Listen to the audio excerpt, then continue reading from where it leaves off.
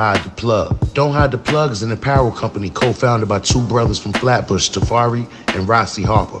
Now, these two black brothers have created an amazing, inspiring, high-quality brand. Now, you see on Infominds, a lot of our content is New York-based. We love New York, so it's only fitting that we partner up with a New York-based brand. Don't Hide the Plug. Now, they got some fire fitted hats, hoodies, T-shirts, and I'm feeling the old New York design with the bridge logo. They got the clout joints, the dad hats, and you can also have them delivered to you in the resealable merch by the pound bags, too. Now, mind you, they might be New York-based, but their apparel is for everyone, whether you're from New York, Miami, Texas, Chicago. It's a grassroots movement. Get in tune. And they offer free shipping on all domestic orders of $75 or more. But if you enter the exclusive Infominds promo code, you'll get an additional 10% off at checkout. You already know I ordered my package. My package is on its way. So I'll be wearing and showcasing the Don't Hide the Plug apparel in my next live. Go out and support these brothers. Check out their website. I put the link in the description box. Don't Hide the Plug.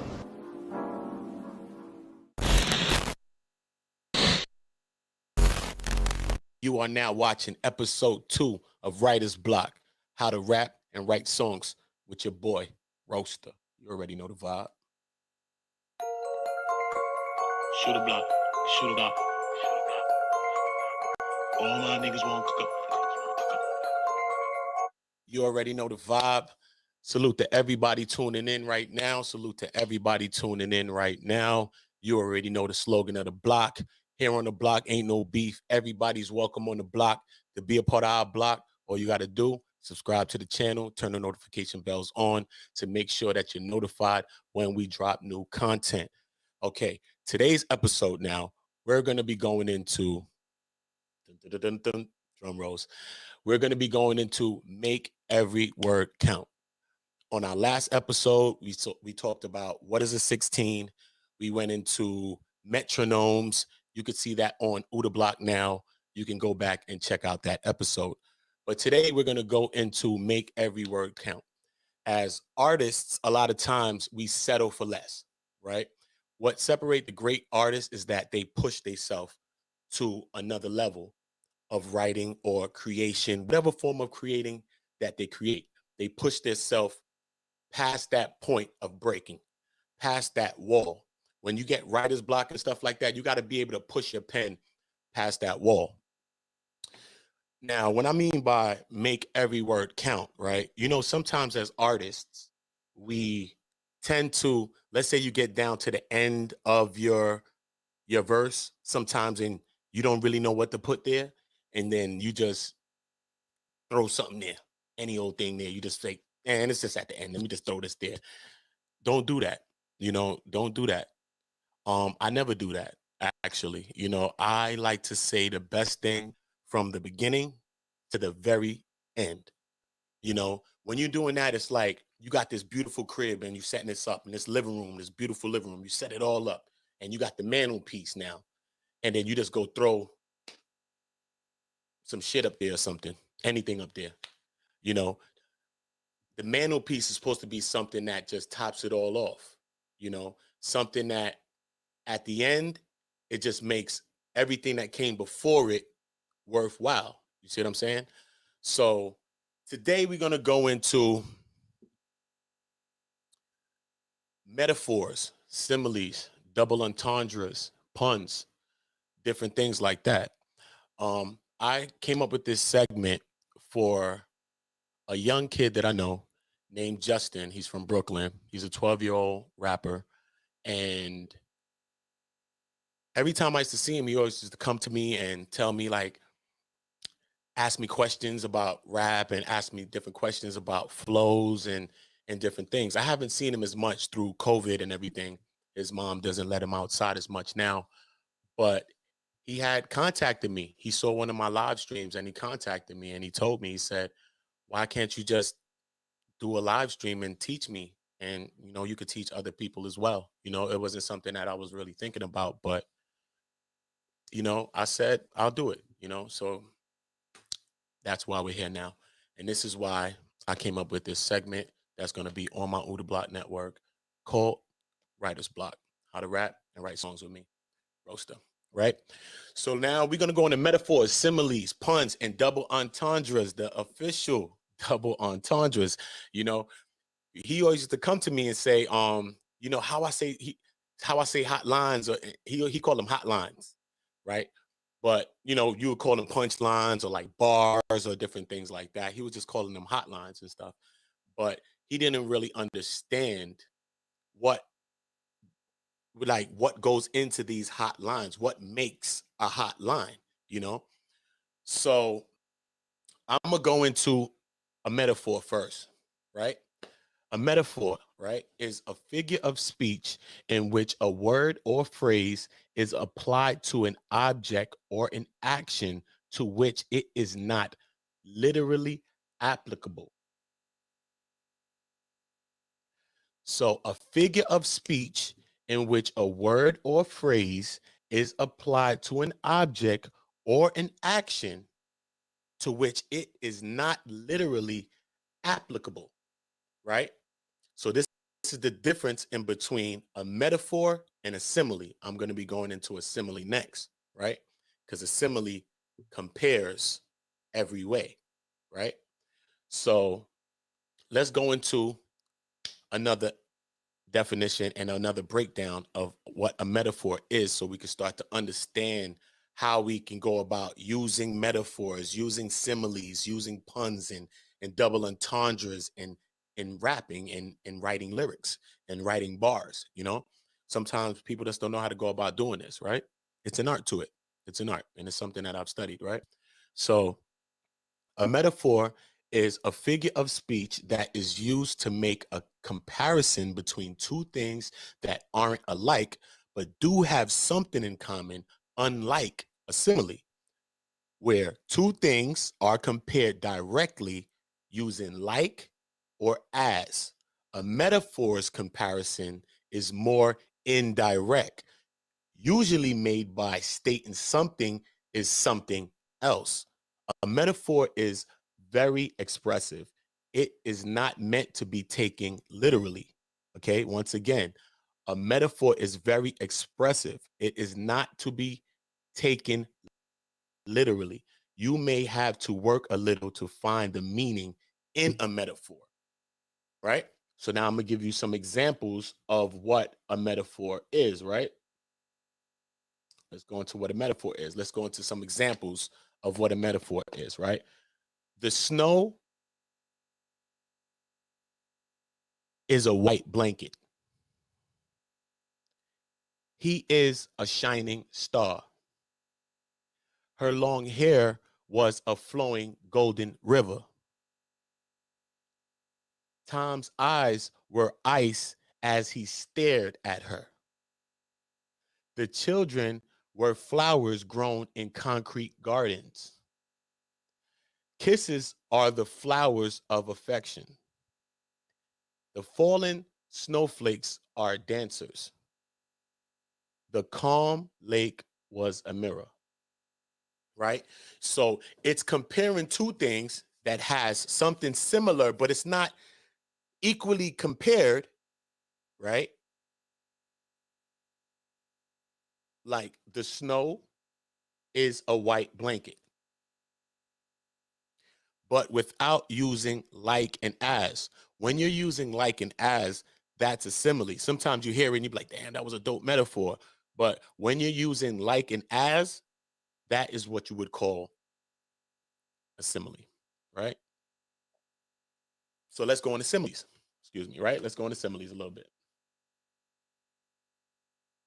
What is a simile, right? A simile. A simile is a figure of speech involving the comparison of one thing with another thing of a different kind used to make a description more emphatic or more vivid. Brave as a lion, crazy as a fox. You see what I mean by simile? And a simile, once again, uses like and as. So when you comparing something and you use like and as, this is a simile, right? And I'll give you an example of some similes so you can understand how to like put similes together, right? And then you can make your own.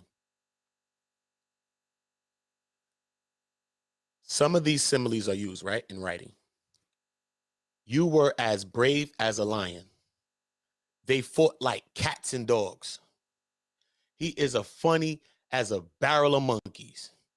This house is as clean as a whistle. We've all heard that one before, right? He is as strong as an ox. Your explanation is as clear as mud. Watching the show was like watching the grass grow. It was like taking so slow, and the show just dragging on. It's like watching grass grow. If you sit and watch grass grow, you will never see it grow, right? So this is the example that they're making in this simile. So this is how you get to learn how to use a simile in a verse, right? So now let's go into what a pun is, right? A pun is a joke exploiting the different possible meanings of a word, or the fact that there are words which sound alike but have different meanings.